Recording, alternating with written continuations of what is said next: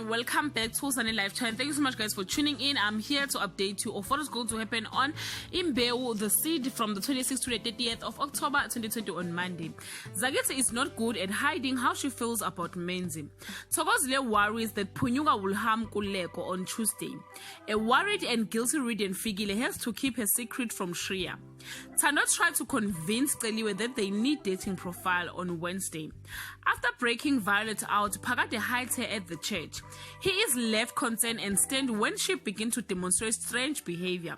On Thursday, an excited Celiwe goes on a date, but the results are disastrous. On Friday, Nkuleko considers stepping down as a CEO to protect Fikile. Guys, this is all I have for today. You can leave your comment below and share your thoughts. If you want the full episode, I will leave the link on the comment section. Till we meet again, I love you so much, guys.